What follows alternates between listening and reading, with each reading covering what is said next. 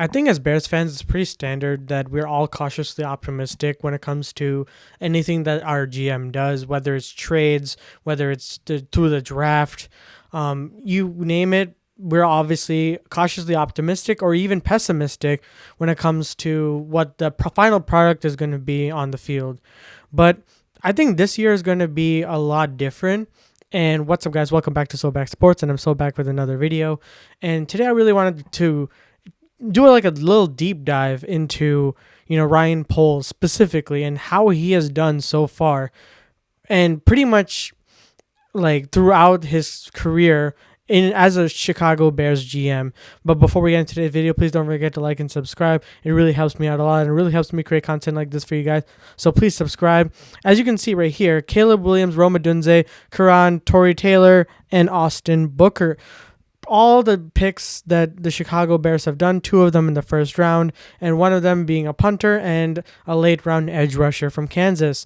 And obviously the offensive tackle has some question marks, but he seems to be pretty good, and we have to do more deep dive into what he's putting onto the field, but we've heard a lot of good things about him too. And then going into the free agency signings, the most notable being Kevin Byard, DeAndre Swift, Gerald Everett, Keenan Allen re-signings like Dante Pettis, and Jalen Johnson getting an extension, all very important things that Ryan Poles has done. And you can see the laundry list that is what Ryan Poles has been trying to do throughout this offseason. And I gotta say, with so much speculation going around whether it was going to be Justin Fields or Caleb Williams, and I felt like Ryan Poles has officially cemented himself as a really, really good GM. And I'm not just saying that for the sake of, whether it's like the Caleb Williams pick being out of the water or anything like that, but I'm just talking about building a team from the ground up from the moment he got here. Yes, he has some misses, whether it's Chase Claypool, and that most notably Chase Claypool, because that was a complete disaster. And even potentially Velus Jones Jr. being a pick for a wide receiver for Justin Fields, which, yes, that could be two really bad picks. And even maybe you can argue Roquan Smith deal kind of fell through too. However, I think for the most part, I would say like 95% of him or 90% of it, he has done pretty well. There's no question about it. He's taken what he's learned from, Kansas City and applied it to an organization that is in dire need of competent GM work and, building a team to be sustainable going forward, a young team specifically. And he's done that right here with, getting Rome Odunze for Caleb Williams for the development, getting a Shane Waldron for offensive coordinator.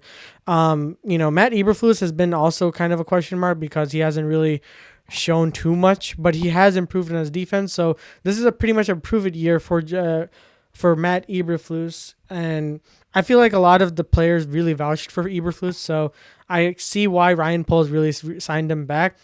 But overall, if you could see how he's really systematically done everything, I have no other reason but to not give him a solid like A- to even an A, because from what this team was back in 2021 to what it is now in 2024, you have to see it's night and day. And, you can say that, the Justin Fields pick, he probably got really like grifted in that sense from the Pittsburgh Steelers. But, what else can you do in that situation? You wanted to do right by Justin Fields to get him to a place for what he really desired to be, and you did that, and you only got a 6th round pick. But if Justin Fields ends up balling out for us, that will turn into a 4th round pick if he plays 51% of the snaps. So all in all, I would say Ryan Poles in my eyes has an A- to an A range, but really we have to see what is on the field. But if we're just solely basing on how he's built the team from the ground up to what it is now, there's no other grade I would give potentially than an A- to an A. So let me know what grade you guys would give down in the comments below. Would you give anything below or higher than that? Let me know down in the comments below. I'd love to hear what you guys have to say. And as always, I'll see you guys in the next one.